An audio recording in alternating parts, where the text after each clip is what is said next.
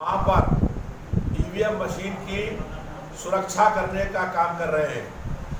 Bharatiya Janata party चुनाव हार चुकी है और वो बेईमानी करके वोटों में हेरा फेरी करने का प्रयास कर रही है। लखनऊ में 28 तारीख को हम लोग मतगणना स्थल उसके बाहर मौजूद थे। हम लोगों को मालूम हुआ कि एक सरकारी गाड़ी मतगणना स्थल के अंदर है। हम लोग वहां पर दौड़े और देखा कि वहां पर लखनऊ सेंट्रल का आरओ मौजूद था। हम लोगों को देखकर उसने गाड़ी भगाने का प्रयास किया। हम लोगों ने गाड़ी रोक करके उससे पूछा कि किसके आदेश पर ये गेट खुला था और किसके आदेश पर आप गेट के अंदर गए थे। उनके पास कोई जवाब नहीं था। हमने उनकी गाड़ी की तलाशी ली। गाड़ी के अंदर हथौड़ा, छेनी, आरी, लोहे की राड, पेचकस, प्लास, ताले, चाबी, सील आसमान मौजूद था। ताला तोड़ करके उसकी सील को बदलने तक का सारा सामान वह मौजूद था।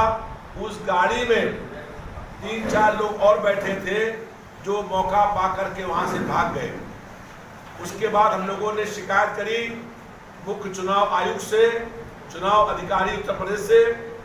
जांच हुई और जांच में पाया गया कि लखनऊ सेंट्रल का आरओ दोषी है और उसको उसके पद से निलंबित कर दिया गया, हटा दिया गया और दूसरे अधिकारी की नियुक्ति हो गई। ये इस बात का प्रमाण है कि सरकार प्रशासन को दबाव में ले करके जनता के वोटों में हेरा फेरी करने का, बेईमानी करने का प्रयास कर रही है। मुख्य चुनाव आयुक्त और उत्तर प्रदेश के मुख्य अधिकारी ने यह स्वीकार किया कि लखनऊ सेंट्रल के आरओ दोषी हैं और इसीलिए उनको उनके पद से हटा करके दूसरा आरओ मतगणना करने का काम करेगा। हम लोग हटाने का काम हुआ।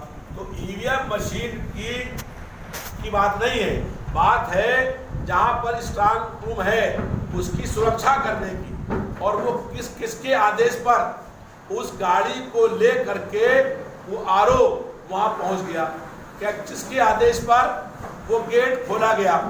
जब वो गेट बंद था, गेट के बाहर सिक्योरिटी थी, दरोगा खड़े थे, इंस्पेक्टर खड़े थे, वो किसके आदेश पर गेट खोला गया। और गेट खोलने के बाद लखनऊ मध्य क्षेत्र का आरओ को मालूम था वो गाड़ी लेकर क्यों गया।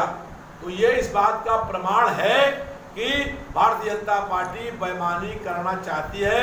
हम बेईमानी को रोकने के लिए, लोकतंत्र की रक्षा करने के लिए हम लोग संघर्ष करने का काम कर रहे हैं।